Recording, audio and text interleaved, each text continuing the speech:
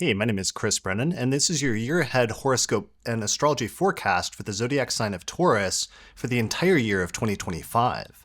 So my horoscopes are for those that have either their sun or their rising sign in the zodiac sign of Taurus. And what I'm going to do here is give a big picture overview of the year ahead and some of the major shifts that are coming up in 2025. All right, so let's jump right into it. So first things first, I wanted to show the planetary movements calendar, which shows where the planets will start at the beginning of the year and how far through the signs of the zodiac they'll get at the end of the year. So this gives you some idea of where some of the major activity is in terms of your birth chart over the course of the next 12 months. So we're going to focus on some big picture themes and go through roughly chronologically. But the first thing I wanted to start with, which we open the year with, is that Mars is retrograde in the sign of Cancer, and it's going to be there for the first 4 months of the year. And this is actually taking place in your third house of communication, siblings, short distance travel, and your neighborhood or community. So Mars retrogrades can be kind of tricky because sometimes there can be challenges or conflict or other general events that come up that can bring an element of tension into this area of your life. So one of the things you want to be careful about when Mars is retrograde in your third house is getting into a major verbal altercation with somebody or getting into a fight with somebody. Sometimes what seems like a little fight that shouldn't be that big of a deal, you can end up saying something that ends up causing a much longer term or a much more significant split between people, maybe in the heat of the moment, than you intend. So one of the primary areas that the third house relates to is the topic of siblings. So if you have siblings, then this may be a period in which either you're not getting along with your siblings as well, or there's something going on in your siblings' life where they're having some issues at this time. The third house can also relate to other extended relatives as well, such as aunts, uncles, cousins, and things like that. More broadly, the third house can sometimes pertain to local travel, like driving around in your car or your city. So it's a good idea to be extra careful and not to speed or do anything reckless during this time, because sometimes when we have a Mars transit, the impulsiveness sort of gets the better of us, and sometimes we can be reckless, and that can get us into troubles or even potentially accidents. So definitely exercise caution in terms of travel during this period, especially in the first 4 months of the year. The last thing is just your neighborhood and neighbors. Sometimes when Mars transits the third house, there can be conflicts with neighbors or issues of disagreement that arise with them. Now, with all of these areas, Mars retrogrades can sometimes just indicate a period of greater focus and activity and having to expend a lot of energy in these areas. But nonetheless, sometimes that overabundance of energy can boil over into conflict. So it's just a good idea to exercise restraint and exercise caution. So that's some of the tricky news. The good news is the planet Jupiter, it's been transiting your second house of finances for about the past 6 months, since I think May of last year. And it's going to continue to transit your second house of finances until June, and that should be a good period of growth and expansion when it comes to money and possessions for you in the first half of the year. And then in the second half of the year, Jupiter transits into your third house once it goes into the sign of Cancer. So this is excellent because some of the areas of difficulty and challenge or potential conflict that Mars was bringing up in that area of your life earlier this year in the first 4 months will actually be smoothed over very significantly over the course of the entire second half of 2025. So this is going to indicate some positive things for communication, healing and supportive things with respect to the topics related to siblings, to extended family like aunts, uncles, and cousins. It could indicate positive things with respect to short distance travel. So maybe if you're having car troubles earlier in the year, later in the second half of the year, you're either able to resolve some of those things or maybe get a new vehicle or something like that. And then finally, the third house, if there were some issues earlier in the year in terms of not getting along with neighbors or people in your community, Jupiter coming in can smooth things over and can heal some of those conflicts or some of those wounds that arose from earlier in the year. So that's actually really positive that we have such a overwhelmingly good transit coming in the second half of the year to smooth over some of the rough edges from earlier. All right, so a major transit that's happening this year is the planet Uranus is going to move into your second house of finances starting around July, and it's going to spend a good chunk of the second half of 2025 in your second house of finances, which is going to be a preview of a longer term transit that's going to go on for about the next 7 years. So Uranus in your second house of finances, Uranus is just it's getting done with your rising sign where it's been transiting since 2018. And for a lot of you, you've had this impulse for freedom, for breaking free of old restrictions and things that were holding you back. Sometimes this was people, sometimes this was places. I know several of you who have moved and relocated suddenly or moved to your ideal sort of living situation as a result of that Uranian impulse for freedom that really came into the picture around 2018 forward. We're getting towards the tail end of that transit now, though, and it's not completely over because Uranus is going to dip back into Taurus at least one more time before it finally moves into Gemini. But this year, we're going to get a preview of what the next 7 years is like when Uranus goes into your second house of finances, and that should cause some unexpected changes, some innovations, and it's going to bring new thinking when it comes to the financial sector of your chart. So sometimes this can be working with technology and using technology in order to, or leveraging technology in order to make more money. Other times it can be just thinking outside of the box about what you own, what your possessions are, and how you, in some instances, you may want to break free from previous financial obligations and go in a different direction entirely. So we're going to get an initial preview of that because it's going to be a long-term transit. So it may not necessarily be a singular event so much as a sequence of events that's going to play out over the second half of this decade and the early part of the next decade. But pay attention to what starts happening in the financial area of your life in the second half of this year because it could provide an important preview to some things that are coming up in the future. All right, what else is going on in your chart? So elsewhere, it looks like the planets Saturn and Neptune are both starting to depart from your 11th house of friends and groups, where they've been transiting Saturn for the past couple of years at least, and moving into your 12th house, which is a house that's more internal. It's sometimes focused on people that you don't get along with. So it's essentially these two planets are going from the sector of friends and groups and people that you do get along with to the sector of your chart that represents people that you don't get along with in your life. So the primary thing about this that's actually good is that Saturn departing from your 11th house, you've probably experienced that transit over the past couple of years as some friendships growing cold or distant, or in some instances, ending entirely. So Saturn transits through your 11th house can be kind of isolating. It can have the effect of making you rethink some friendships or run into challenges and obstacles and difficulties with certain friends where some friendships may have reached the end of their life cycle.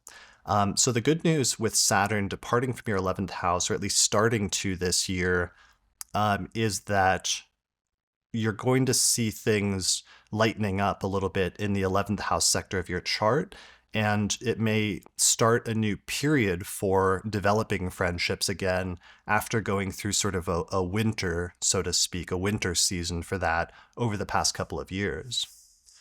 So what else? We've also got Venus retrograde going on. Well, with Saturn going into your 12th house, I should mention, sometimes this can bring up issues with how you deal with and needing to restructure how you deal with people that you don't get along with in your life very well.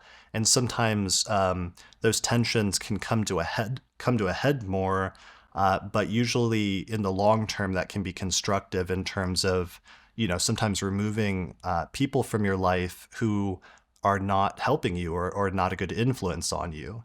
In other instances, it can lead to a period of self-reflection where you may realize that there's some things that you're doing which undermine yourself, or in some instances where you may be your own worst enemy. So with Saturn and Neptune both going into that sector of your chart into the 12th house in the middle of this year and giving us a preview of what that transit's going to be like in the long term, there may be some tensions between you going back and forth between being super realistic, almost to the point of pessimism, with Saturn transiting there at times, and at other times with Neptune going into your 12th house, having an unclear idea or having some nebulous ideas surrounding people that you don't get along with, so that you may have to be careful and make sure that you stay grounded during this time, because there could be a tendency sometimes to like imagine that you're not getting along with people, but maybe that's not a true impression, or getting a false impression about people that actually aren't being super helpful towards you or could be undermining you in some way.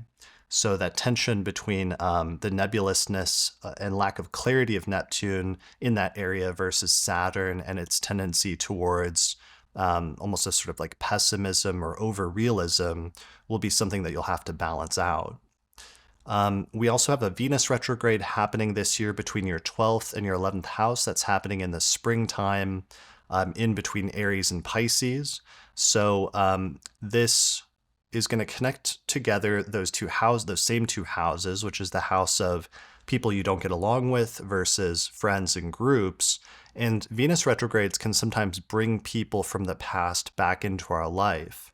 So there may be some relationships in those two sectors from the past, from earlier in your life, where suddenly some people start coming back. And in some instances, since Venus will station direct in your 11th house, it could be the reestablishing of some friendships from the past that you had forgotten, or friendships maybe that weren't as strong as they were previously, but they come back into your life for some reason.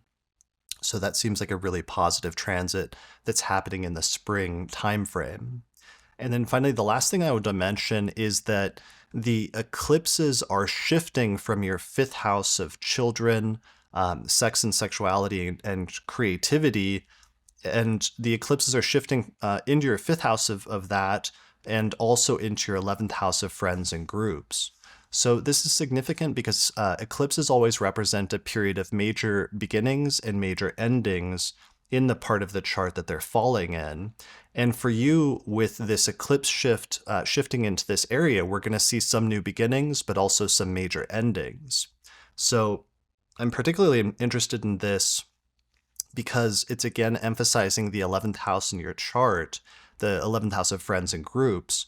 So this again implies that we're talking about like a new beginning when it comes to friends and groups.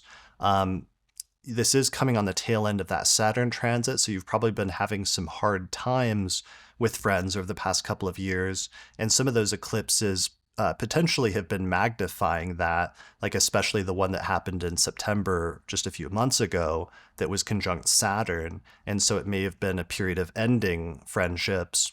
But this eclipse series is going to last for the next couple of years, and so it's also going to begin a new chapter of your life for the topic of friends and groups at the same time. So you're probably going to be making some new friendships. This would be a good time to join some new social clubs or find people that are like-minded people who are interested in similar things as you are. And if you do that, you may actually create some very long-lasting friendships and bonds with people that will last for a very long time in your life.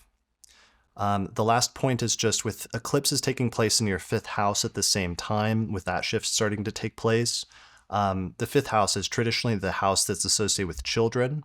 So for those of you that don't have children, sometimes eclipses in the 5th house can bring children as a major beginning. For those that already have children, it could mark a new chapter or a new phase in your child's life for some reason, like they hit a new major milestone that's actually a big deal. In other instances, the 5th house can relate to sex and sexuality. So there can be things about our sexuality that it can open new doors or new chapters. We can start exploring new things or coming to new understandings about who we are and what we want out of not just our sexual relationships, but also our romantic relationships at the same time, since the fifth house is also associated with romance. The fifth is also associated with fun and games, and it can just be when eclipses start taking place there, sometimes we can get reacquainted with how useful the topic of leisurely activities is in our life, like taking up a new hobby or starting to play a new game or just finding something that brings a greater sense of joy and enjoyment into your life, and how crucial that can be in balancing out some of the more challenging things that happen in life. So that's one of the main pieces of advice when the eclipses start taking place in the spring and in the fall in your 5th house and 11th house axis, especially in the fall, is just to explore new friendships and groups, and also try to develop some new hobbies. Because if you do that, I think you'll bring some really positive things into your life this year, and the future is actually looking pretty bright and pretty optimistic for Taurus in 2025. All right, so those are the main transits that I wanted to cover for this, just to give you a broad overview of the astrology of 2025 with respect to Taurus, Sun, and Rising. If you're looking for fortunate dates next year in order to do things, if you're looking for lucky dates in order to start major ventures or take actions, I actually just released my 2025 electional astrology report last week, where I go through and I pick out the best dates over the course of the next year for doing different things. And it can be really useful not just for knowing when to launch things, but also knowing sometimes dates to avoid that can be a little bit more dicey during different parts of the year. So I'm actually doing a 20% off sale right now through the beginning of January, where you can get the report for 20% off. So you can find out more information at theastrologypodcast.com/2025report. All right, I think that's it for this forecast. So good luck in 2025, and I'll see you again next year. I just released my 2025 astrology calendar posters, which show all of the major astrological transits this year at a glance, and you can get those at theastrologypodcast.com/merch. If you want to learn more about my approach to astrology, then I teach an online course in ancient astrology called the Hellenistic Astrology Course, which has hundreds of hours of video lectures where I teach people how to read birth charts and how to understand and predict the future using transits and other timing techniques. So you can find out more information at theastrologyschool.com. Also, shout out to our sponsor for this episode, which is the Northwest Astrology Conference, which is happening in May of 2025 in Seattle, Washington, and it's being simultaneously streamed online at the same time. So you can find out more information at norwac.net. Finally, thanks to the patrons that helped to support the production of this episode of the Astrology Podcast through my page on Patreon. You can get early access to new episodes plus other bonus content by becoming a patron at patreon.com/astrologypodcast.